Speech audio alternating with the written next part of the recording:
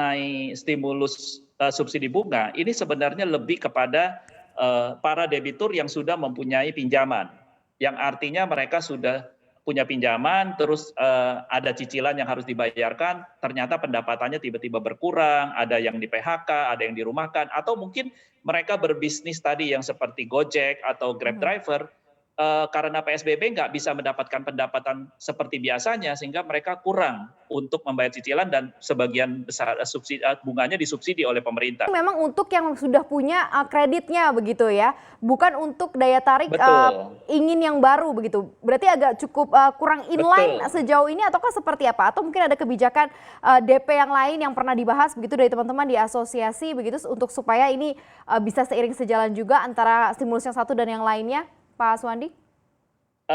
Ya, tadi saya sampaikan bahwa stimulus yang dikeluarkan oleh pemerintah terkait subsidi bunga itu adalah terhadap debitur-debitur yang sudah mempunyai kredit dan pada saat kita restruktur, rescheduling, mereka mengalami kesulitan akibat COVID-19 penurunan pendapatan. Nah, terkait kredit-kredit baru ke depannya, tadi saya sampaikan pada saat awal kami masuk kembali ke pasar di bulan Juni, kondisi uang mukanya masih tinggi, tapi sekarang di bulan Agustus September berangsur-angsur sudah mulai terjadi penurunan DP yang tadinya 30-40% sudah ada yang mungkin masuk dengan DP 20%, 25%, tapi memang di bawah 20% masih belum ada. Karena kita masih melihat bahwa pasar buying power-nya masih belum begitu kuat ya, buying power belum begitu kuat. Memang pendapatan orang yang ingin membeli kendaraan juga masih belum ada kenaikan.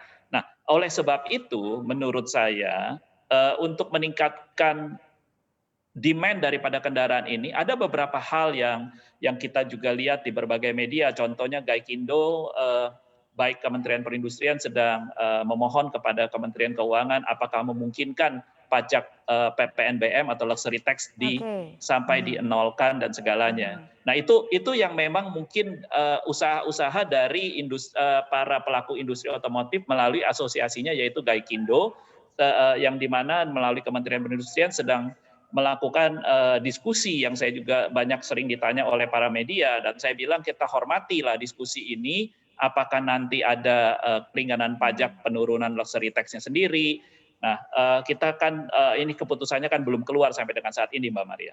Oke, kalau dilihat dari mekanisme pasar begitu ya Pak Suwandi, artinya kalau misalnya itu nanti bisa benar-benar terjadi mendorong pajak sampai dengan 0% begitu ya, PPNBM dan lain-lain, itu akan berdampak cukup signifikan atau tidak begitu dengan pertumbuhan kredit-kredit baru khususnya di otomotif nih. Kalau Anda melihatnya seperti apa? Iya, pastinya kalau kita melihat ada penurunan atau saya nggak tahu apakah nanti akan ada kebijakan tentang keringanan pajak PPNBM ini, pasti itu akan meningkatkan penjualan. Tetapi kita perlu juga hati-hati. Kenapa saya katakan perlu hati-hati? Bahwa kalau sampai sama sekali tidak ada, artinya kita juga sangat akan khawatir juga nih dengan kredit yang sekarang ada, yang sedang berjalan, yang kemarin sempat beli kendaraan dengan bayar pajak full, mereka juga bilang, wah bagaimana nih? Ini sekarang lebih murah, saya kembalikan aja kendaraannya gitu kan Mbak Maria.